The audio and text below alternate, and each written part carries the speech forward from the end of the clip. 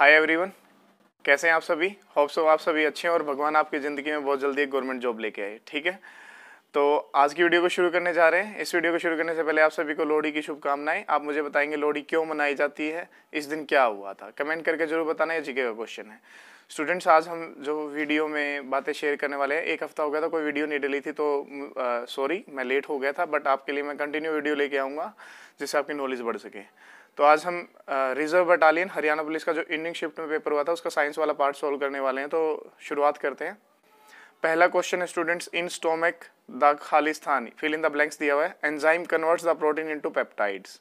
हिंदी में क्वेश्चन है स्टूडेंट्स, अमाशय में प्रोटीन को पेप्टाइड्स में रूपांतरित करने वाला एंजाइम है, तो कौन सा एंजाइम है। चार ऑप्शन दिए हुए स्टूडेंट्स, माल्टेज, यूरिएज, पेप्सिन और आपका दिया हुआ है डायस्टेज।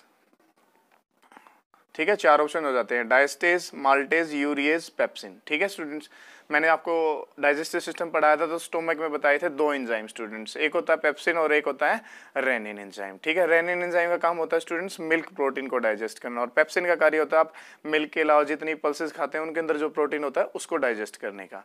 तो यहाँ पे पेप्सिन ऑप्शन में है, सो pepsin is the correct answer. Next question देख लीजिए स्टूडेंट्स।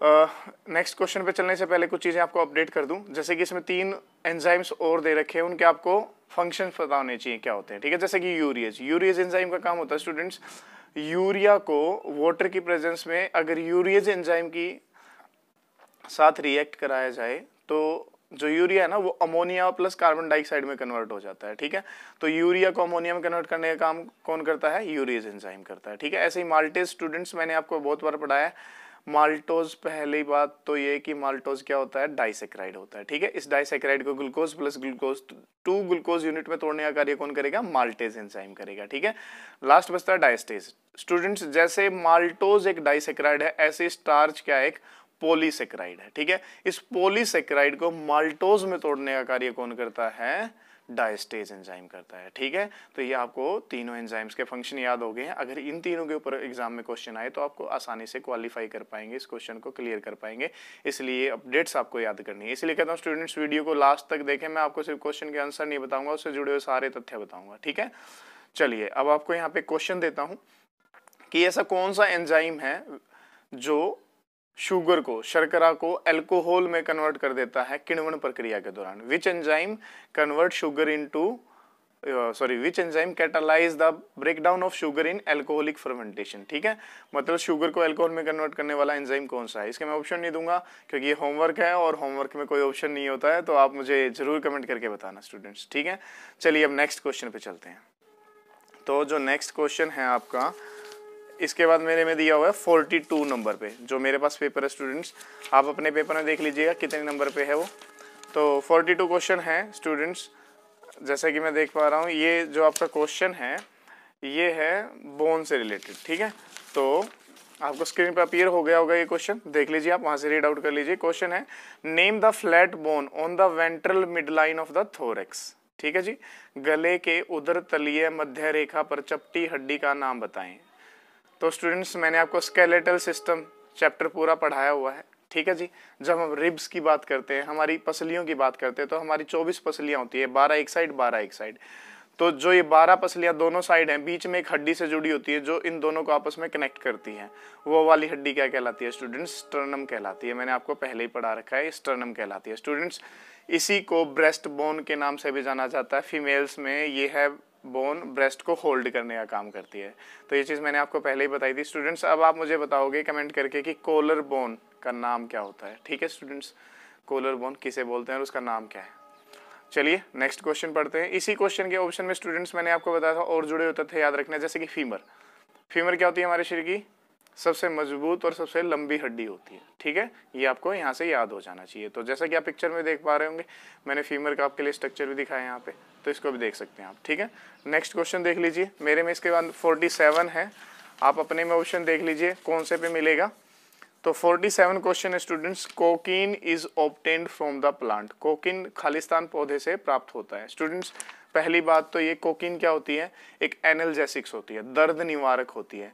जो ऑपरेशन किया जाता है ना किसी भी पेशेंट का, तो लंबे नशे के लिए जो दवाइयाँ दी जाती है वो एनाल्जेसिक्स कहलाती हैं। ठीक है, और ये नारकोटिक्स में आती हैं स्टूडेंट्स। ठीक है, तो इनको हर कोई प्रोड्यूस नहीं कर सकता, बिना डॉक्टर के प्रिस्क्रिप्शन के कोई ले नहीं सकता है। तो इन्होंने पूछा कि कोकीन किससे बनाई जाती है, तो यहाँ पे 4 ऑप्शन है, बहुत ही आपकी भाषा में बात करूँ तो भयंकर वाले ऑप्शंस हैं कंफ्यूज करने के लिए आप लोगों को।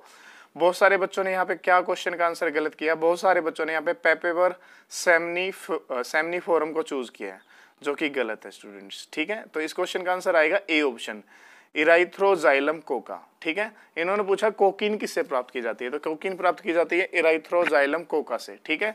उसके बाद बात करते हैं यहाँ पे इराइथ्रोजाइलम कोका को आप किसका पौधा बोलते हैं, कोकीन का बोलते हैं। इसी तरह से स्टूडेंट्स पेपेवर सेमनीफेरम, ये होता है आपका अफीम का पौधा, ठीक है स्टूडेंट्स। पेपेनम सेमनीफेरम से बनाई जाती है जी अफीम, ठीक है, इसको ओपियम प्लांट भी बोलते हैं। इसके अलावा थर्ड ऑप्शन है कैनेबिस सैटिवा। कैनेबिस सटाइवा जो होता है स्टूडेंट्स, उसको आप हरियाणवी भाषा में बोलते हैं भांग का पौधा, गांजा जिससे तैयार किया जाता है। और हिबिस्कस रोजा जो होता है, इसको गुड़ल के फूल भी बोलते हैं आप, ठीक है। चाइनीज हिबिस्कस रोजा भी होता है, ये आपको मैं फोटो दिखा रहा हूँ साइड में, यहाँ से आप देख सकते हैं ये कौन से वाला होता है। तो प्लीज पजल मत होइएगा, आप इनको देसी नाम के साथ जरूर याद रखें, आप आसानी से याद कर पाएंगे। जैसे कोकीन का पौधा इराइथ्रोजाइलम कोका, ठीक है जी। इसके बाद पेपेवरस सेमनीफेरम अफीम का पौधा, ठीक है जी। कैनेबिस सटाइवा गांजे का पौधा, ठीक है, भांग का पौधा। और हिबिस्कस रोजा एक सिंपल फ्लावर होता है जिसको आप देख सकते हैं, ठीक है। इस हिबिस्कस रोजा की एक खास प्रॉपर्टी बताता हूँ स्टूडेंट्स, इसको ना जब ये फूल खिलने वाला हो, नहीं खिला हो ना, इसको तोड़ के अपने घर में रख लेना, सुबह तक खिल जाएगा। ये मैंने बच्चों ने बहुत किया है, तो मैंने आपके साथ शेयर कर लिया, ठीक है। चलिए नेक्स्ट क्वेश्चन पे आते हैं। मेरे में नेक्स्ट क्वेश्चन है स्टूडेंट्स 47 के बाद बीच में क्वेश्चन आ गया था, वो भी आपको बता देता हूँ। 47 से पहले 43 भी था मेरे में। 43 क्वेश्चन है कि protein present in cow's milk, गाय के दूध में उपस्थित प्रोटीन कौन सा है। आप सभी को पता है दूध में कौन सा प्रोटीन पाया जाता है, कैसिन प्रोटीन पाया जाता है। तो यहाँ पे आपको मैं क्वेश्चन देता हूँ, आप मुझे बताओगे दूध के अंदर शर्करा कौन सी पाई जाती है, विच शुगर प्रेजेंट इन मिल्क, ठीक है जी। चलिए नेक्स्ट क्वेश्चन की तरफ चलते हैं। 47 के बाद आता है 62 क्वेश्चन नंबर है। आपके ग्रुप के अकॉर्डिंग देख लीजिएगा, कोड के अकॉर्डिंग आपके में कौन सा आया था।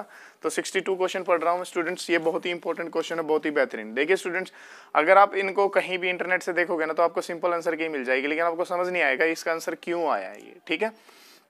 तो क्वेश्चन है Indian salt Peter is, Indian salt Peter किसे कहते हैं, ठीक है। यहाँ पे बहुत सारे ऑप्शन दिए। जब मैंने आपको केमिस्ट्री पढ़ाई थी, मैंने वहाँ पे आपको सिर्फ चिल्ली साल्ट पीटर पढ़ाया था, ठीक है, जिसको आप NaNO3 बोलते हैं, सोडियम नाइट्रेट बोलते हैं। तो अब आपको साल्ट पीटर का फंडा ही क्लियर कर देता हूँ मैं सबसे पहले। तो साल्ट पीटर को साल्ट पेट्रे भी बोलते हैं, इसके अलावा इसको नाइट्रे भी बोलते हैं और नाइटर भी बोलते हैं, सभी इसी के नाम है स्टूडेंट्स।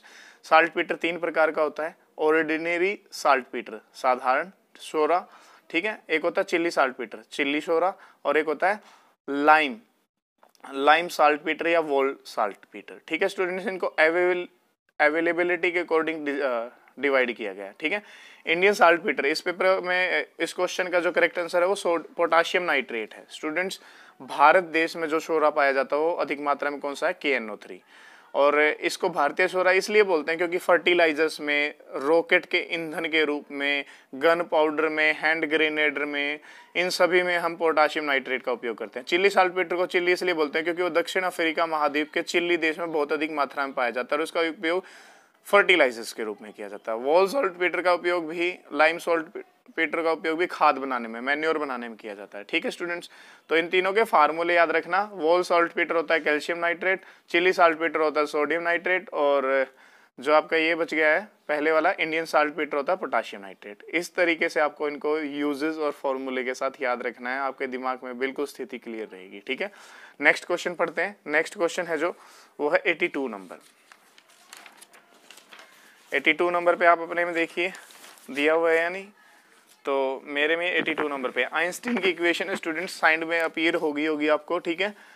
ये क्या इक्वेशन थी, तो इसमें y = mx प्लस में c, ये वाली स्लोप लगाएंगे तो यहाँ से आपको क्लियर हो जाएगा कि वो फ्लैट कांस्टेंट के इक्वल है। तो ये बहुत पुराना क्वेश्चन है, इसके बारे में मैं आपको क्या एक्सप्लेन करूँ।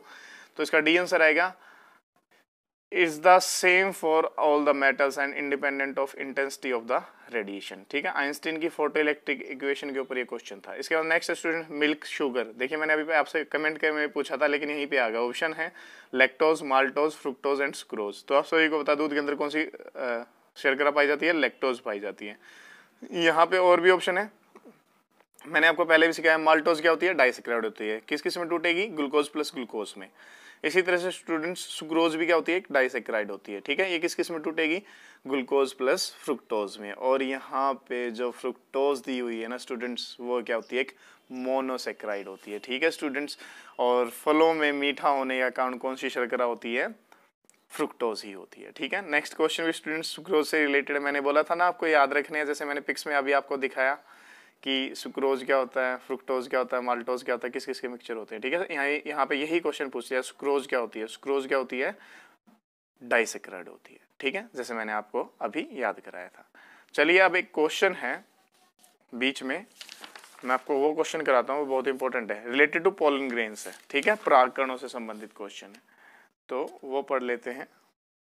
वो मतलब एक यूनिक सा क्वेश्चन पूछा गया बायोलॉजी से रिलेटेड, तो आप सभी को अपडेट रहेगा, तो आप कभी भूलेंगे भी नहीं और आपका क्वेश्चन गलत भी नहीं होगा, ठीक है। तो ये 77 नंबर पे दिया हुआ है मेरे पेपर में, तो आप में देख लीजिए आपके में किस पे दिया हुआ है क्वेश्चन, आपको अपीयर हो गया होगा साइड में स्क्रीन पे। क्वेश्चन है, pollen grains are well preserved as fossils due to presence of, Khalistan की उपस्थिति के कारण परागकण जीवाश्म के रूप में बहुत अच्छी तरह परिरक्षित किए जा सकते हैं, ठीक है जी। जर्म स्पोर, प्रजनन छिद्र की वजह से, स्पोरोपोलेनिन बीजाणु पराग के कारण, इंटाइन अंतःचोल के कारण, माइक्रोस्पोर मदर सेल सूक्ष्म छिद्र मात्र कोशिका के कारण। स्टूडेंट्स पहली बात तो ये आपको यही पता होना चाहिए पोलन ग्रेन्स क्या होते हैं। तो साइड में पिक्स देख लीजिए, ये पोलन ग्रेन्स होते हैं, मतलब ये मेल पार्ट होता है फ्लावर का, ठीक है स्टूडेंट्स। ये फीमेल पार्ट पे जाते हैं और फिर पॉलिनेशन होता है, फिर उससे बीज और फल बनता है, ठीक है, सीड्स बनते हैं। तो स्टूडेंट्स पोलन ग्रेन्स की जैसे कि आप डायग्राम में देख पा रहे होंगे पिक्चर में, दो लेयर होती हैं, जो बाहर वाली हार्ड आउटर लेयर होती है ना, वो होती है स्पोरोपोलेनिन। स्टूडेंट्स ये इतना जबरदस्त पॉलीमर होता है, इसके ऊपर किसी भी एंजाइम का कोई असर नहीं होता, हार्डली होता है, इसको कोई डाइजेस्ट कर पाए, ठीक है। तो इसकी प्रेजेंस की वजह से इसे बहुत लंबे समय तक फॉसिल्स के रूप में रखा जा सकता है, तो इसका ये करेक्ट आंसर है, ठीक है। इसको इस तरीके से याद रखना आप लोगों को, ठीक है। तो यहाँ पे हमारे साइंस के क्वेश्चन पूरे हो जाते हैं, साइंस का वीडियो पार्ट पूरा हो जाता है। होप सो आप सभी को सारे क्वेश्चन बहुत अच्छे तरीके से आसानी से समझ में आए हो, यही उम्मीद करता हूँ। फिर भी आपको कोई डाउट हो तो प्लीज़ कमेंट करके मुझे बताइएगा। एक क्वेश्चन देता हूँ लास्ट में, जीके का, हरियाणा जी का क्वेश्चन है, इसी पेपर में आया था, होप सो आप सभी बता पाएँ। पाकिस्तान के जो पहले पीएम थे ना, वो हरियाणा के किस जिले से थे, आप मुझे ये बताओगे, ठीक है, और उनका नाम क्या था, ज़रूर बताना कमेंट करके। स्टूडेंट्स लास्ट में वही गुजारिश, आपको वीडियो अच्छी लगे तो लाइक और कमेंट जरूर करना, थोड़ी सी और ज़्यादा अच्छी लगे तो सब्सक्राइब कर दीजिएगा चैनल को, और उससे भी अच्छी लगे, आपको लगे कि ये नॉलेज और फ्रेंड्स के आपके काम आ सकती है, तो प्लीज़ मेरे चैनल को शेयर कर दीजिएगा। कोई कमी हो तो वो भी बताइएगा, ताकि मैं अपनी कमियों को दूर कर सकूं। सो क्लास आज के लिए इतना ही, thank you and again happy Lohri.